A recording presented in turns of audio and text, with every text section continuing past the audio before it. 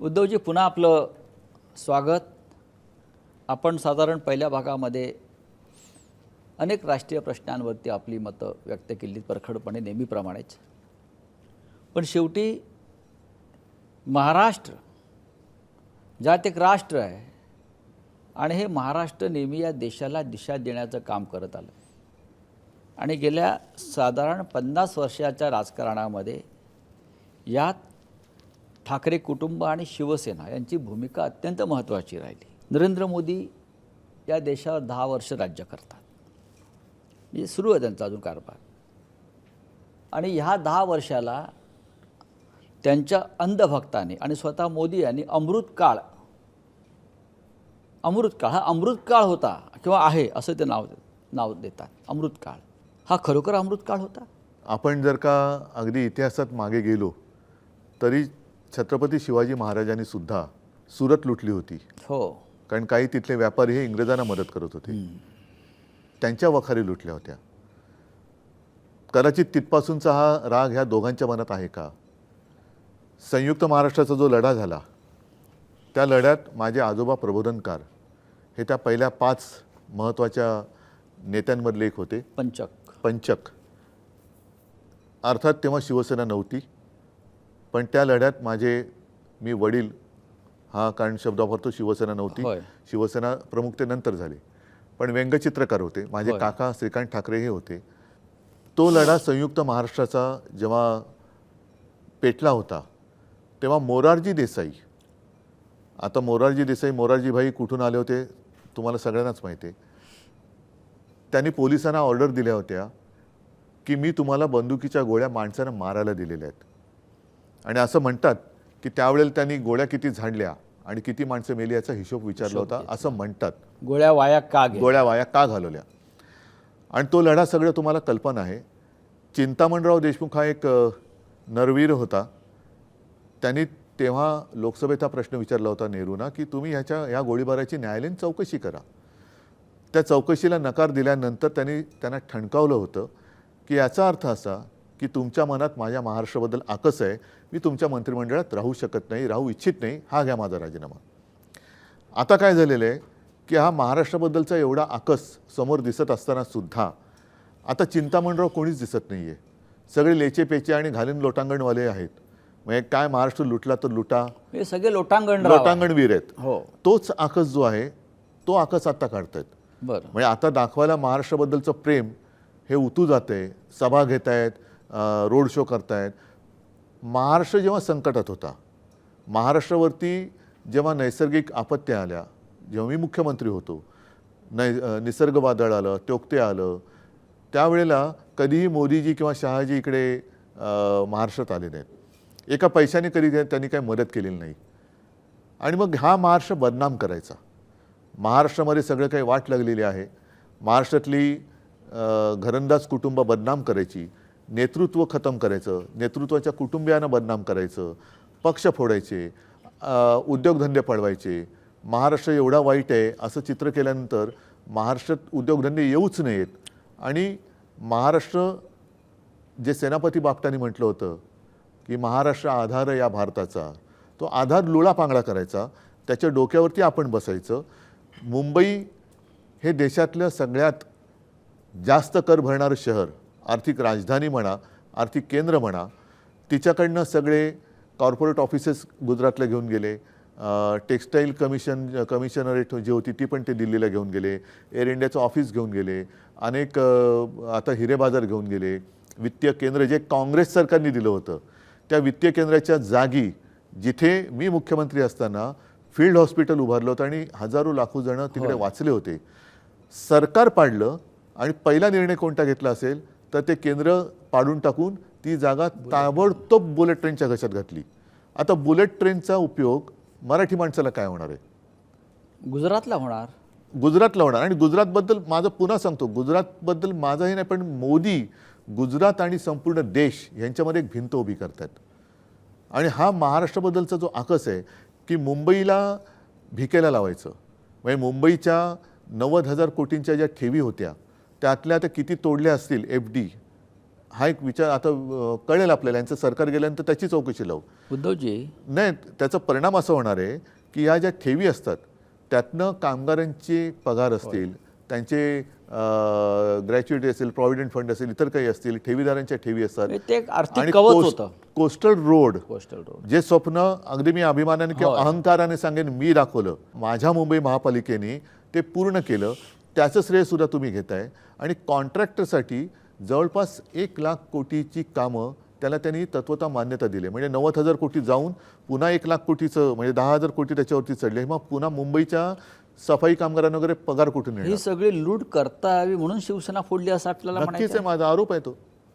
नक्कीच, कारण माझ्या काळात ते होऊ देत नव्हतं. आणि मी तुम्हाला परत सांगतो, लोकांच्या आशीर्वादाने पुन्हा सरकार येणार, नक्कीच येणार. पहिलं केंद्रात येणार, मग राज्यात येणार. महाराष्ट्राचं आणि मुंबईचं लुटलेलं वैभव मी परत आणेन. उद्धवजी, आर्थिक केंद्र सुद्धा मी नव्याने उभारून दाखवेन. आपण मगाशी म्हटलं की महाराष्ट्र हा भारताचा आधार आहेच. आणि शिवसेना महाराष्ट्राचा आधार. महाराजांनी सुरत लुटली आणि मोदी शहानी शिवसेना लुटली. महाराष्ट्र लुटला, म्हणजे महाराष्ट्राचा आधार असलेली शिवसेना शिवसेना फोडली आणि महाराष्ट्र लुटला. होय. ह्या मागचं तुम्ही सूत्र कसं काय लावाल की महाराष्ट्र लुटला जातोय, शिवसेनाही लुटली जाते आणि अशा प्रकारे महाराष्ट्र विकलांग आणि दुबळा करायचा? तुम्हाला महाराष्ट्राचे भविष्य अशातून काय दिसतंय? महाराष्ट्र एवढा लेच्यापेचा नाही आहे, नक्कीच नाही आहे. महाराष्ट्र भोळा आहे, भाबडा आहे, पण तो लेच्यापेचा नाही आहे. महाराष्ट्रामध्ये मर्दांची कमी नाही आहे. आणि मी तुम्हाला जसं म्हटलं की जर कोणी प्रेमाने आलिंगन दिलं तर महाराष्ट्र प्रेम करतो, पण पाठीवर वार केला तर महाराष्ट्र वाघनखं काढतो. ती वाघनखं आता मला जिथे जिथे जातो तिकडे जनतेच्या रूपात दिसत आहेत. आता महाराष्ट्राने वाघनखं काढलेली आहेत. हा संपूर्ण जो प्रकार केलेला आहे, शिवसेना पक्ष फोडणं, सरकार पाडणं, हा उद्धव ठाकरे यांना धडा शिकवण्यासाठी केला. मी तुम्हाला एक जुनी आठवण सांगतो. हां, 2014 साली मोदींच्या पंतप्रधान पदाला भाजपा व्यतिरिक्त पाठिंबा देण्याचं पहिलं पाप कोणी केलं असेल तर ते शिवसेनेने. तुम्ही याला पाप म्हणताय? आता तसं म्हणतोय कारण ते आम्हाला संपवायला निघाले. बरं. त्याच्यानंतर ते एक स्वप्नव्रत होतं की मोदी पंतप्रधान पदाची शपथ घेत आहेत, मी समोर बसले, माझ्या बाजूला अमित शहा होते. आणि अरे हे काय सत्य आहे की स्वप्न आहे हेच कळत नव्हतं आम्हाला. त्याच्यानंतर साधारणतः जूनमध्ये शपथविधी झाला. ऑक्टोबरच्या विधानसभे निवडणुकीत 4-5 महिन्यात असं कोणतं पाप आम्ही केलं होतं की भारतीय जनता पक्षाने शिवसेनेची युती तोडली? तेव्हा तर आम्ही काय काँग्रेसबरोबर गेलो नव्हतो. तेव्हा तर काय ह्यांचा जो काय औरंगजेब आहे यांच्या मानेवरती बसलेला, त्या औरंगजेब फॅन क्लबमध्ये मी नव्हतो. मग तुम्ही माझी युती 2014 साली तोडली का होती? एकनाथ खडसेंनी सुद्धा त्याच्याबद्दल भाष्य केलेलं आहे की त्यांना वरून सांगण्यात आलं की युती तोडण्याचा निर्णय निरोप तुम्ही कळवा. आणि एकनाथ खडसेंनी, मी तुळजाभवानीचं दर्शन करून आलो होतो त्याच दिवशी संध्याकाळी एकनाथ खडसेंचा फोन आला की उद्धवजी आता आपली युती काय राहत नाही, आम्ही निर्णय घेतला आहे, तुम्हाला कळवायला सांगितलेलं आहे की आपण युती तोडतो, आम्ही युती तोडतो. मग युती तेव्हा तुम्ही का तोडलेली? तेव्हा तर तुम्ही हिंदुत्ववादी होतातच आणि त्यांच्यासोबत होतो, त्यांच्यासोबत होता, मोदीजींचा प्रचार केला होता. त्यानंतर अमित शहा परत मातोश्रीवर आले 19 लोकसभेसाठी. 14 साली युती तोडली, शेवटच्या क्षणाला तोडली. आणि ती जी आठवण सांगत होतो ती तो जो मधला काळ होता जेव्हा शिवसेना विरोधी पक्ष म्हणून काम करत होती. हो, पण आता तुमच्यातून फुटलेल्या माणसाला मुख्यमंत्री तेच केलं. म्हटलं ना, कारण त्यांना राजकारणात पोरच होत नाहीत. होय. उद्धवजी, आज तुमचा पक्ष गेला कुठे या गेला? सगळ्या लढाईत. नाही गेला. तुमचा पक्ष गेला. निवडणूक आयोगानं तुमच्याकडनं पक्ष काढून घेतला. नाही गेला. निवडणूक आयोगाला तो अधिकारच नाहीये, मी मानायलाच तयार नाही. विधिमंडळाच्या अध्यक्षानं तुमचा पक्ष काढून नाही गेला, त्याचा अधिकारच नाहीये. आणि माझं जाहीर खुलं आव्हान आहे की आपण एक तारीख देऊ, महाराष्ट्रातल्या तमाम जनतेला तिकडे बोलू, एकही पोलीस बरोबर घ्यायचं नाही, मी जनतेच्या मध्ये येऊन उभं राहतो. निवडणूक आयुक्तात जर तेवढं धाडस असेल त्याने यावं आणि या लबाडेने यावं आणि तिथे सगळ्यांच्या देखत मध्ये उभं राहून सांगावं पक्ष कोणाचा, जे निर्णय देतील तुम्ही मान्य करायला तयार आहे. शेवटी कायदेशीर दृष्ट्या, कायदेशीर नाही हे बेकायदेशीर आहे. घटनात्मक संस्था ज्याला निवडणूक आयोग आपण म्हणतो, हे घटनाबाह्य काम केलेले आहे. हे त्यांनी घटनात्मक आज नाही. तुमच्याकडून मूळ पक्ष हा तुमचा नाही असं सांगितलं, धनुष्यबाण तुमचा नाही हे त्यांनी सांगितलं. आणि तरीही आज नरेंद्र मोदी असं म्हणतायत, उद्धव ठाकरे माझे मित्र आहेत, उद्धव ठाकरे माझे मित्र आहेत. हे नरेंद्र मोदी सांगण्याचे धाडस करतायत. हे सगळं पाप करून आणि नरेंद्र मोदी त्याही पुढे जाऊन असं सांगण्याचं धाडस दाखवत आहेत, उद्धव ठाकरे संकटात सापडले तर मी त्यांच्या पाठीशी उभा राहीन. हे काय गौडवंगाला हा लोकांना प्रश्न पडला आहे. हा संभ्रम मोदींच्या मनात का व्हावा हे मला कळत नाही. कारण ते पुढे असे म्हणाले होते की माझं ऑपरेशन झालं. ते फार मला त्याच्याबद्दल जास्त बोलायला आवडत नाही कधी, कारण त्या एका भयानक अनुभवातून मी गेलो, जो अनुभव कोणालाही आयुष्यात कधीही येऊ नये. म्हणजे माझ्या हालचाली संपूर्ण थांबल्या होत्या. ठीक आहे, त्यांनी किती वेळा फोन केले, काय केले, हे आता मला त्याच्यात ते फोन रेकॉर्ड करण्याची गरज नाही आहे. खरं खोटं लोकांना माहिती आहे. शेतकऱ्याचं उत्पन्न दुप्पट करू म्हणणारे अजून दुप्पट उत्पन्न करू शकले नाहीत, म्हणजे खोटं कोण बोलतं हे लोकांनी कळलेलं आहे. पण मी काल सभेत बोललो की तुम्हाला माझं एवढं प्रेम होतं, तर त्याच काळामध्ये तुमचे चेले चपाटे रात्रीची हुडी वगैरे घालून माझ्या गद्दारांबरोबर माझं सरकार खाली खेचायला का प्रयत्न करत होते? ते तुमच्या परवानगीशिवाय करत होते का? तुमच्या परवानगीशिवाय करत होते का? आणि ज्या शिवसेनेनी, ज्या हिंदू हृदय सम्राटांच्या मुलांनी तुम्हाला 2 वेळेला पाठिंबा दिला, तुमचा प्रचार केला, त्याला तुम्ही नकली म्हणायला लागलात. हे कोणतं प्रेम? हे चायनीज प्रेम आहे का? हे कोणतं प्रेम आहे? म्हणजे प्रेमाची व्याख्या तरी काय तुमची? अमित शहा म्हणतात, वारंवार म्हणतात महाराष्ट्रातून, आणि नरेंद्र मोदी म्हणतात की उद्धव ठाकरे यांची शिवसेना नकली आहे. आणि त्याही पुढे जाऊन ते असं म्हणतात. हे अत्यंत गंभीर आहे उद्धवजी. उद्धव ठाकरे यांची शिवसेना नकली आहे म्हणजे बाळासाहेब ठाकरेंनी जी शिवसेना स्थापन केली आणि जी उद्धव ठाकरे यांच्या हातात सोपवली, आणि ज्या उद्धव ठाकरेंबरोबर नरेंद्र मोदी असतील किंवा भाजपा राज्यातला असेल, त्याने अनेक वर्ष काम केलं, 25 वर्ष सत्ता भोगली, ती शिवसेना नकली. आणि पुढे शहा किंवा मोदी म्हणतायत बाळासाहेब ठाकरेंच्या वैचारिक किंवा शिवसेनेचे वारसदार उद्धव ठाकरे नाहीत, ते नारायण राणे, राज ठाकरे आणि कोणते एकनाथ शिंदे.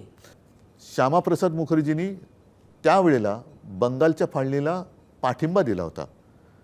आणि ज्या मुस्लिम लीगने, जे आज मला औरंगजेबाचे फॅन क्लब म्हणत आहेत, त्यांच्या राजकीय वडिलांची विचारसरणी काय होती, त्या श्यामाप्रसाद मुखर्जींनी तत्कालीन मुस्लिम लीगनी देशाची फाळणी मागितली होती. गांधीजींनी आणि काँग्रेसने इंग्रजांना चले जावचा आदेश दिला होता. आणि श्यामाप्रसाद मुखर्जींनी तिथल्या गव्हर्नरला सांगितलं होतं की चले जाव ही चळवळ ही चिरडली पाहिजे, तिच्याशी कसा मुकाबला केला पाहिजे, आणि आम्हाला इंग्रजांची राजवट का पाहिजे, तर देशाच्या कायदा आणि सुव्यवस्थेसाठी.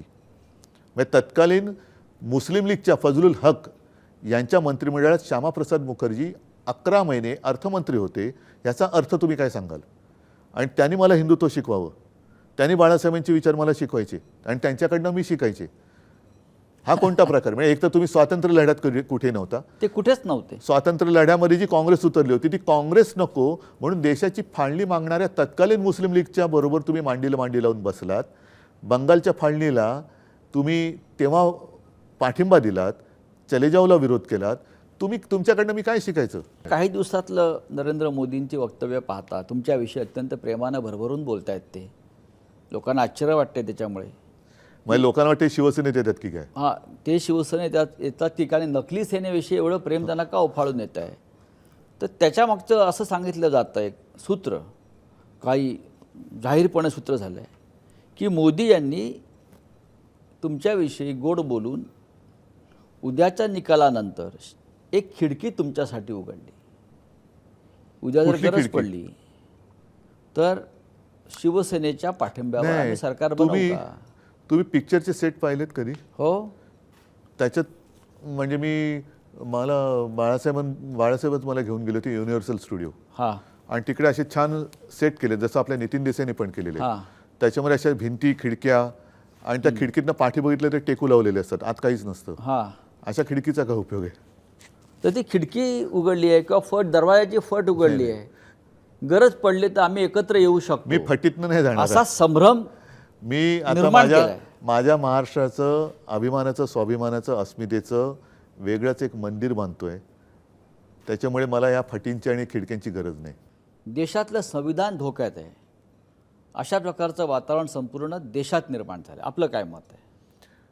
ज्या पद्धतीने त्यांची वाटचाल चालू आहे. बघा, त्यांना आजपर्यंत या निवडणुकीत कोणताही असा कार्यक्रम देता आलेला नाही आहे आणि दिशा देता आलेली नाही आहे. त्यांना असं वाटलं होतं की देश आपला दिवाण आहे, आपण म्हणून ते देश ऐकेल. ज्या पद्धतीने गेल्या संसदेच्या अधिवेशनात साधारणतः 140 ते 150 विरोधी पक्षाचे खासदार निलंबित करून त्यांनी कायदे पास करून घेतले, ते पाहिल्यानंतर यांना 400 पार का व्हायचं आहे, तर देशाचं संविधान बदलायचे समोर कोणी असताच कामा नये. आणि लोकसभेने एकदा मंजूर केल्यानंतर कोर्टात काय करणार, म्हणजे त्यांना त्याच्यासाठी 400 पार पाहिजे होतं. आणि ते जेव्हा 400 पार म्हणाले तेव्हा देशाने घोषणा दिली की तडीपार, अब की बार भाजपा तडीपार. उद्धव ठाकरे शिवसेना पक्षप्रमुख म्हणून तुमच्याकडे देश ज्या अपेक्षेने पाहतो की संविधानासंदर्भात आपली भूमिका काय आहे? आजच्या या महाभारतामधला सगळ्यात गंभीर प्रश्न आहे. याचं कारण असं की भारतीय जनता पक्षाचे काही खासदार, काही माजी मंत्री हे उघडपणे बोललेत की संविधान बदलण्यासाठी आम्हाला 400 पार पाहिजे. त्यांचे अध्यक्ष जे आत्ताचे आहेत नड्डा, ते सुद्धा मध्ये म्हणाले होते की देशात एकच पक्ष राहील. पूर्वी मला असं वाटतं संघाची एक घोषणा होती, एक विधान, एक निशाण, एक प्रधान. आता ते निशाण कोणतं? एक प्रधान म्हणजे मग राष्ट्रपती, म्हणजे मग पंतप्रधान नाही का, म्हणजे तुम्ही अध्यक्ष पद्धत आणणार का? आणि मग विधान कोणतं? आणि ह्या संविधानाबद्दल त्यांच्या मनात जो आकस आहे त्याच्यात पुन्हा महाराष्ट्र द्वेष हा डोकावतोच आहे. कारण महामानव ज्यांना आपण म्हणतो, ज्यांना दैवत मानतो, ते डॉक्टर बाबासाहेब आंबेडकर हे महाराष्ट्राचे सुपुत्र. एका साध्या दलित गरीब कुटुंबात जन्माला आलेला हा माणूस परिस्थितीने गरीब होते, पण बुद्धिमत्तेने त्यांच्या त्या बौद्धिक ऐश्वर्याची बरोबरी कोणी करू शकत नाही. आणि त्यावेळेला ज्या बाबासाहेबांना गोष्टी भेडसावत होत्या, ज्याचा उल्लेख मी बुरसटलेले गोमूत्रधारी म्हणतो, त्यांच्या विरुद्ध बाबासाहेबांनी लढा दिला, प्रबोधनकार्यांसुद्धा लढा दिला. मग ते महाडच्या चौदार तळ्याचं पाणी पिण्याचं असेल, काळाराम मंदिराचा प्रवेश असेल. आणि त्या बुरसटलेल्या गोमूत्रधारींना आता असं वाटते की अरे, दलित आणि साध्या कुटुंबात जन्मलेल्या माणसांनी एवढा बुद्धिमान माणूस हा माझ्यापेक्षा बुद्धिमान कसा, आणि त्यांनी लिहिलेलं हे संविधान आम्ही काय म्हणून पाळायचं. हा जो सगळा विचार आहे हा खूप प्राचीन काळापासून चालत आलेला आहे, वर्णद्वेष, आणि तो त्याच्यामध्ये दिसतोय. निवडणुकीचं महाभारत हे शिगेला पोचलं. त्या एकच सांगतो, महाभारतामध्ये ऐन लढाईच्या वेळेला कृष्णाने अर्जुनाला गीता सांगितली. होय. त्या गीतेचा सारांश जर का मी माझ्या पद्धतीने काढला तर त्याचा अर्थ असाच होईल की लढाईच्या वेळेला जो सोबत असतो तो मित्र, समोर कोणी असला तरी तो आपला शत्रू आहे, आणि त्याच्याशी लढणं आणि त्याच्यावरती विजय मिळवणं हे आता महाराष्ट्राला भाग आहे. उद्धवजी, मी आपला अत्यंत आभारी आहे की आपण वेळात वेळ काढून या महाभारतामध्ये आपण एक महत्त्वाची भूमिका बजावताय, महाराष्ट्राच्या कानाकोपऱ्यात फिरताय, लोकांचा आपल्याला उदंड प्रतिसाद प्राप्त होतोय, आणि आपण आलात आणि अनेक विषयावर आपली मतं आपण परखडपणे मांडली. आणि आपल्या छातीवरची जी मशाल आहे, ही मशाल महाराष्ट्र आणि देश उजळून टाकेल, देश प्रकाशमान करेल, अशा मी आपल्याला शुभेच्छा देतो. जय हिंद, जय महाराष्ट्र. धन्यवाद. जय हिंद, जय महाराष्ट्र. एबीपी माझा, उघडा डोळे बघा नीट.